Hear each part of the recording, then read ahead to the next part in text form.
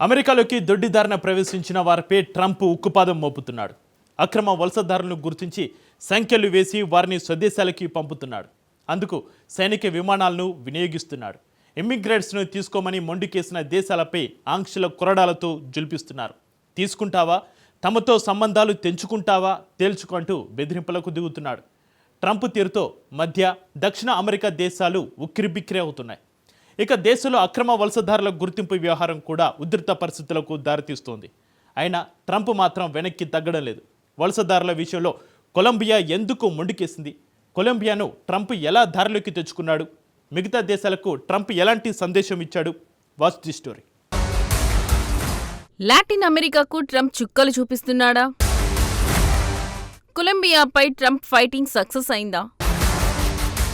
అమెరికాలో అక్రమ వలసదారులపై ఉక్కుపాదం తప్పదా? ఫైనల్లీ అమెరికా అధ్యక్షుడు డొనాల్డ్ ట్రంప్ ప్రధాని నరేంద్ర మోడీ మాట్లాడారు. ఎంతో ఆసక్తిగా ఎదురుచూస్తున్న ఫోన్ కాల్ తాజాగా వాషింగ్టన్ నుంచి ఢిల్లీకి వచ్చింది. నవంబర్లో ఎన్నికల్లో ట్రంప్ విజయం సాధించిన తరువాత అప్పట్లో ప్రధాని ఫోన్ కాల్లో అభినందనలు తెలిపారు. ఆ సమయంలో ఎలాంటి చర్చలు జరగవు.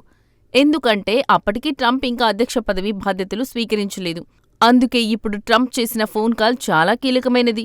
అయితే ఈ కాల్లో ఇరువురు నాయకులు ఏం మాట్లాడుకున్నారన్నది మాత్రం తెలియలేదు. అయితే చర్చల్లో అక్రమ వలసలే ప్రధాన అంశం ఉండొచ్చని స్పష్టంగా తెలుస్తోంది. ఎందుకంటే డొనాల్డ్ ట్రంప్ ప్రస్తుతం అమెరికాలో అక్రమ వలసలపై ఉక్కుపాదం మోపుతున్నాడు. అధ్యక్షుడిగా ట్రంప్కు ఇది ప్రధాన ఎజెండాగా మారిన అంశం. ట్రంప్ పదవీ బాధ్యతలు చేపట్టిన తొలి రోజే అక్రమ వలసలపై కఠిన చర్యలు ప్రారంభించారు. ఇప్పుడు అమెరికా అంతటా దాడులు జరుగుతున్నాయి. అదే సమయంలో ఇతర దేశాలతో ట్రంప్ ఫైటింగ్కు దిగుతున్నారు. తాడో పేడో తేల్చుకుందామంటూ సవాల్ విసురుతున్నారు.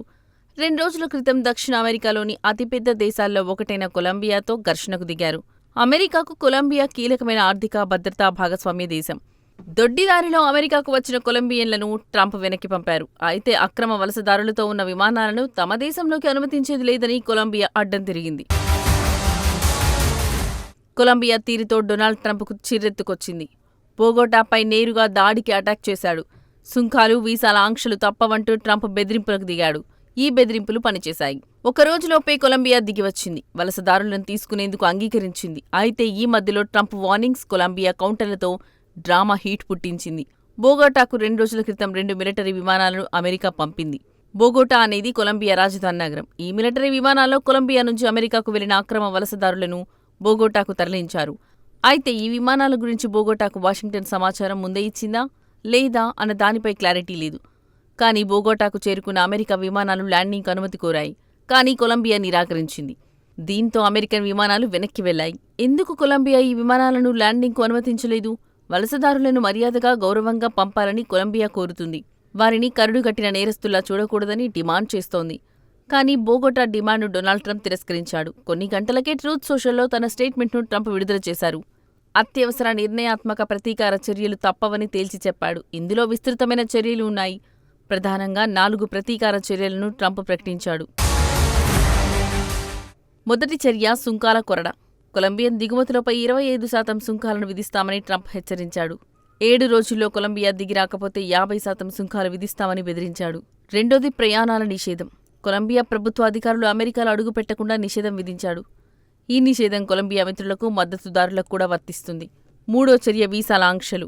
కొలంబియా అధికార పార్టీకి చెందిన నాయకుల కుటుంబాలు, అధికారులకు వీసాలు ఇవ్వమని ట్రంప్ తేల్చేశాడు. 4వ చర్య కొలంబియా వస్తువులు, ప్రజలపై కస్టమ్స్ పరిమితులు. అమెరికా సరిహద్దులో కొలంబియా వస్తువులు, ప్రజలపై కఠినమైన తనిఖీలు ఉంటాయన్నమాట. కొలంబియాపై ఈ చర్యలకు ట్రంప్ దిగాడు. సింపుల్గా చెప్పాలంటే కొలంబియాతో దౌత్యపరమైన సంబంధాలను తెంచుకోవడానికి ట్రంప్ సిద్ధమయ్యాడు. ట్రంప్ తన చర్యలను అమలు చేస్తే కొలంబియాతో సంబంధాలు తెగిపోతాయి. ఇది కొలంబియాకు చావు దెబ్బతో సమానం. ఎందుకంటే కొలంబియాకు అతిపెద్ద వాణిజ్య భాగస్వామ్య దేశం అమెరికానే. 2022లో ఇరు దేశాల మధ్య వాణిజ్యం 4,32,000 కోట్ల రూపాయలకు చేరింది. అమెరికాకు కొలంబియా 1,38,000 కోట్ల రూపాయల విలువైన వస్తువులను ఎగుమతి చేసింది. ప్రధానంగా క్రూడ్ ఆయిల్, కాఫీ, పూలను పెద్ద ఎత్తున కొలంబియా ఎగుమతి చేస్తోంది. వీటన్నింటికీ చెక్ పెట్టేందుకు ట్రంప్ సిద్ధమయ్యాడు. కొలంబియా అధ్యక్షుడితో కూడా ట్రంప్ ఘర్షణకు దిగాడు. కొలంబియా అధ్యక్షుడి పేరు గుస్తావో పెట్రో. పెట్రోను సోషలిస్ట్ అని, అపఖ్యాతి పాలైన నాయకుడని ట్రంప్ విమర్శించాడు. నిజానికి పెట్రో కూడా ఎదురుదాడికి దిగాడు. అమెరికా దిగుమతులపై కూడా 25% సుంకాలు విధిస్తున్నట్టు ప్రకటించాడు. ట్రంప్ పైన పెట్రో విమర్శలు గుప్పించాడు. తాము స్వేచ్ఛగా ఉండడం ట్రంప్కిష్టం లేదని, తాము కూడా తెల్ల బానిసలతో చేయి కలపమని మండిపడ్డాడు. కొన్ని గంటలకే పెట్రో దిగివచ్చాడు. ఇరు దేశాల మధ్య ప్రతిష్టంభన ముగిసిందని కొలంబియా ప్రకటించింది. త్వరలోనే కొలంబియన్ విదేశాంగ మంత్రి, కొలంబియా రాయబారి అమెరికాకు వెళ్తారని, ఇరు దేశాల మధ్య దౌత్యపరమైన చర్చలు జరుపుతారని బోగోటా వెల్లడించింది. కానీ ట్రంప్ మాత్రం వెంటనే వెనక్కి తగ్గలేదు. కొలంబియా నుంచి స్పష్టమైన చర్యల కోసం వేచి చూస్తున్నాడు. దీనర్థం అమెరికా విమానాల ల్యాండింగ్కు అనుమతించే వరకు ట్రంప్ వేచి చూస్తున్నారు. అప్పటి వరకు వీసా ఆంక్షలు, కస్టమ్స్ పరిమితులు ట్రంప్ కొనసాగించే అవకాశం ఉంది. కానీ కొలంబియా మాత్రం వలసదారుల విమానాలను అనుమతిస్తున్నట్టు చెబుతోంది.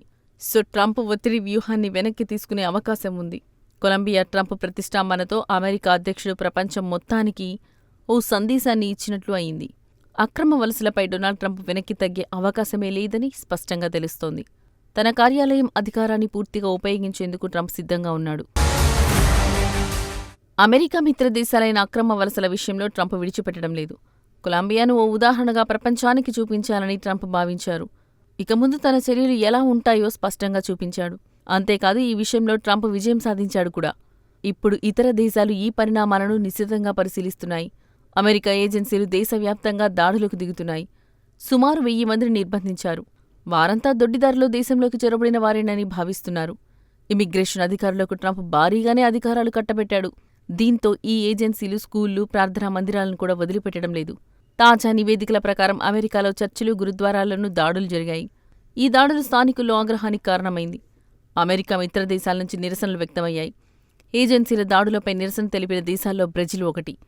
ఈ దేశానికి కూడా అమెరికా వలసదారులను పంపింది. చేతులకు సంఖ్యలు వేశారంటూ బ్రెజిల్ ఆరోపించింది. మరికొందరి చేతులను కట్టేసినట్లు ఆందోళన వ్యక్తం చేసింది. విమానంలో తమ పట్ల దారుణంగా వ్యవహరించారని, కనీసం తాగడానికి నీళ్లు కూడా ఇవ్వలేదని బ్రెజిలియన్లు వాపోయారు. ఆఖరుకు వాష్రూమ్ కూడా వెళ్లనీయలేదని ఆవేదన వ్యక్తం చేశారు. కానీ అమెరికా అధ్యక్షుడు మాత్రం ఇవేమీ పట్టించుకోవడం లేదు. చట్టవిరుద్ధంగా దేశంలోకి చొరబడిన వలసదారులపై ట్రంప్ కొరడా జులిపిస్తున్నాడు. ఈ క్రమంలో కొలంబియాపై విజయం సాధించాడు. అక్రమ వలసదారులపై ట్రంప్ యుద్ధం మొదలైంది. మున్ముందు ఏ దేశాలు ట్రంప్తో ఫైటింగ్కు దిగుతాయో, ఎలాంటి డ్రామాలు చోటు చేసుకుంటాయో మరి.